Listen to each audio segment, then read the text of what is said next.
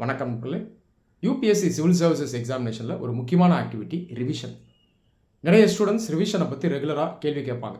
எப்படி ரிவிஷன் பண்ணணும், எந்த அளவுக்கு ரிவிஷன் பண்ணணும், இந்த மாதிரி தொடர்ந்து கேள்விகள் வந்துக்கிட்டே இருக்கும். நிறைய பேருக்கு இந்த ரிவிஷனை பற்றி ப்ராப்பரான கிளாரிட்டி இல்லை. இந்த ரிவிஷன் அப்படிங்கிறது என்ன, இதை நான் இப்போ டீட்டெயில்டாக எக்ஸ்பிளைன் பண்ணுறேன். நிறைய ஸ்டூடெண்ட்ஸ் ரிவிஷன் அப்படிங்கிறத ஒரு ஷார்ட்கட்டாகவும் மேஜிக்காகவும் பார்க்குறாங்க. அதை தாண்டி ரிவிஷன் அப்படிங்கிறது வேகமாக பல விஷயங்களை மனப்பாடம் பண்ணுறது, அதை மறக்காமல் மைண்டில் வைக்கிறது.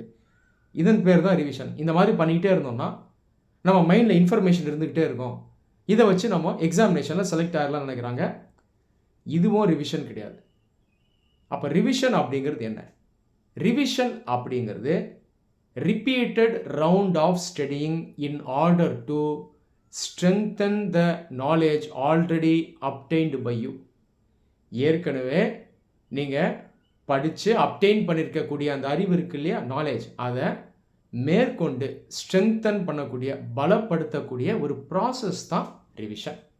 இப்போ உதாரணத்துக்கு ஐஏஎஸ் எக்ஸாம் சிலபஸில் ஒரு சப்ஜெக்ட் எடுத்து படிக்கிறீங்கன்னு வைங்க. உதாரணத்துக்கு எக்கனாமி படிக்கிறீங்க. எக்கனாமியில் first chapter basic features of Indian economy, இதை நீங்கள் படிக்கிறீங்க. இப்போ என்ன ஆகுது? இந்த நாலேஜை நீங்கள் அப்டெயின் பண்ணுறீங்க. இதுதான் ஃபஸ்ட்டு ஸ்டெப், இதுதான் ஃபஸ்ட்டு ப்ராசஸ். புரியுதுங்களா? ஸ்டடியிங். இந்த ஸ்டடியிங் பண்ணும்போது நம்ம புரிஞ்சு படிக்கணும், கான்செப்ஷுவலாக படிக்கணும், கருத்தியல் ரீதியாக படிக்கணும்.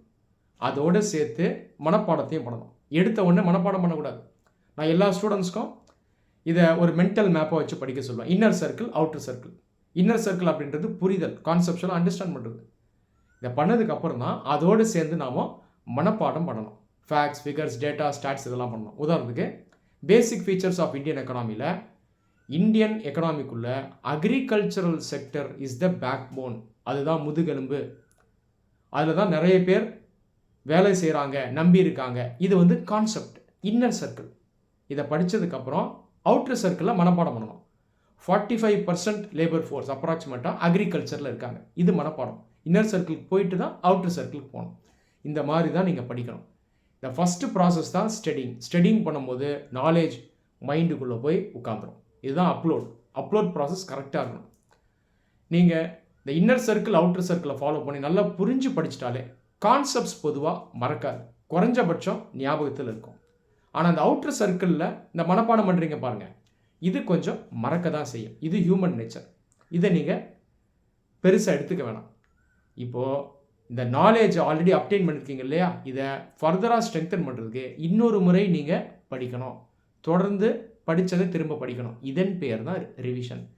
ரிவிஷன் அப்படிங்கிறது ரிப்பீட்டட் ரவுண்ட்ஸ் ஆஃப் ஸ்டடியிங். இந்த ரிவிஷனை எப்படி பண்ணணும்னா, ஒரு டாப்பிக்கை நீங்கள் படித்து முடிச்சிடுறீங்க, கரெக்டாக படிக்கணும். படித்து முடித்ததுக்கப்புறம், அதாவது ஸ்டடியிங் ப்ராசஸை முடித்ததுக்கப்புறம் ஒரு 15 நாளுக்கு அப்புறம் அப்ராக்சிமேட்டாக திரும்பவும் படித்ததையே படிக்கணும். இதுதான் ரிவிஷன். இந்த மாதிரி நீங்கள் செய்யும்பொழுது அந்த கான்செப்ஷுவல் நாலேஜ் ஃபர்தராக ஸ்ட்ராங் ஆகும். செகண்ட், மனப்பாடம் பண்ணிங்க இல்லையா அவுட்டர் சர்க்கிளில், அதுவும் சேர்ந்து ஸ்ட்ராங் ஆகும். ஸோ 2 பெனிஃபிட்ஸ் இருக்குது. இந்த மாதிரி நீங்கள் தொடர்ந்து ரிவிஷன் பண்ணிக்கிட்டே இருக்கணும்.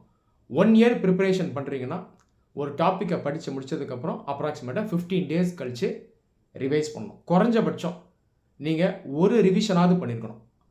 முதல் முறை நல்லா படித்து ஸ்டடியிங் ப்ராசஸை முடித்து அதுக்கப்புறம் குறைஞ்சது ஒரு ப்ராப்பர் ரிவிஷனாவது பண்ணிங்கன்னா தான் நீங்கள் ப்ராப்பராக படிச்சிருக்கீங்க, நாலேஜ் உங்கள் மைண்டில் இருக்குது அப்படின்னு அர்த்தம். நீங்கள் இந்த ரிவிஷனை தொடர்ந்து செய்ய செய்ய நாலேஜ் ஃபர்தராக ஸ்ட்ராங் ஆகும். இந்த ரிவிஷனில் ஒரு விஷயத்தை நீங்கள் கவனிக்கணும், ஸ்ட்ரெஸ் ஆகக்கூடாது. என்ன தான் நீங்கள் ரிவைஸ் பண்ணிகிட்டு இருந்தாலும் இந்த அவுட்டர் சர்க்கிளில் மனப்பாடம் பண்ணுறீங்க இல்லையா, இந்த டேட்டா, ஃபேக்ட்ஸ், ஃபிகர்ஸ், இன்ஃபர்மேஷன்லாம் இதில் கொஞ்சம் மறக்க தான் செய்யும். இதை பெர்ஃபெக்டாக வைக்க முடியாது.